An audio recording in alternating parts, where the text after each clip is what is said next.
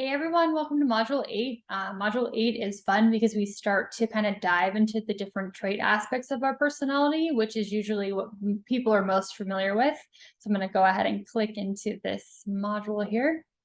Review your learning objectives as always, read the textbook, and then of course review the videos that I have in here. So this first video is going to kind of introduce trait theory to you. It talks about the different types of psychologists and kind of how different traits started. We started with thousands and thousands of traits, and we got narrower and narrower as we kind of went down. But really, it's trying to identify the major traits that really kind of build up each person. Sometimes we call these like cardinal traits. So if you had to pick like 3 main traits to kind of describe yourself or someone else, what would those 3 like adjectives be? And those are more of those cardinal traits. When you think about central traits, those are found in like everyone in terms of how you would describe them as a person. So maybe you would say someone is honest, or someone's introverted, or maybe they're creative, something like that. That would be more like a central trait, as opposed to a cardinal trait where you can actually have like a word, like I should say a person describe like a trait. So like you said, Mother Teresa, that could be used as like a cardinal trait in terms of like a saint figure, right? Oh, she's like Mother Teresa. That means that she's like a saint in terms of like how you would classify her personality. All right. So that's more of the cardinal as opposed to the central, where you have a bunch of different personality traits that make you who you are. And then the third one would be like the secondary traits. So those are more of like attitudes or preferences in terms of how you view yourself.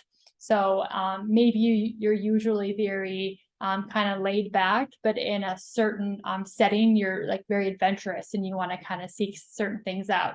But that's not usually some sort of trait that you would classify yourself as. All right. So those are things that you're going to be kind of going over in this trait theory video. And it does kind of help build in terms of how we're going to be using these different ones for your term papers as well. So this is a good video to kind of review, to kind of get you brainstorming for your paper and kind of how you're going to kind of argue which one you think is like the best way to classify personality.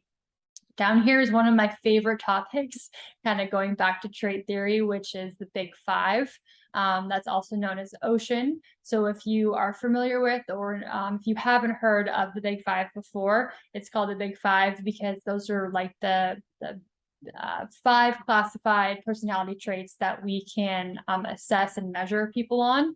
And that OCEAN stands for openness, conscientiousness, extroverted, agreeableness, and neuroticism.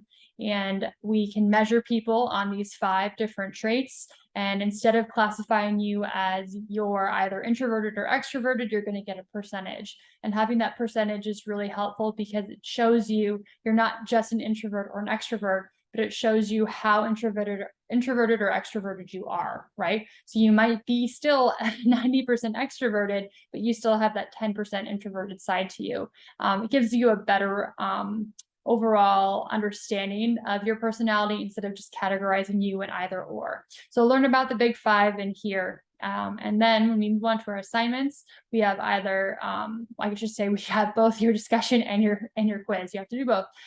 So your quiz, of course, is just how your 10-question multiple choice, and then your discussion right here, it moves you into kind of talking about profiling. Okay, so I know maybe some of you watch like murder mystery shows or investigation shows where there's like cops, profilers, FBI profilers trying to, or detectives trying to find like a who did it, and they're trying to figure out in terms of narrowing down on suspects.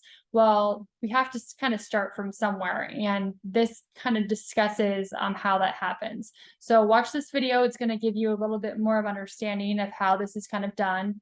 And then there was a study done where they compared professional profilers to detectives, psychologists, and college students, and they were all I guess presented with information from an actual like criminal case, and they had to see which kind of group of people would do better at profiling. And of course, you know, the psychological profiles did the best, but the people who had experience in it, such as the police detectives, also did pretty well because, you know, they have experience dealing with people, whereas the college students who have no experience didn't do so well because of the lack of experience. So based on this information, and after you watch this video, answer these questions in terms of why do you think, you know, they did so poorly, or why do you think the other ones did better? And then kind of ask you some questions in terms of profiling and stereotyping and judgment making. How can those things be good at sometimes, and how can they be bad at sometimes? So that's kind of what you're going to be doing for this. Of course, it all relates back to personality, and I just want to hear your opinions on it. So I look forward to kind of reading about what you guys have to say. You just have those 2 assignments for this module, and I will see you guys in module 9.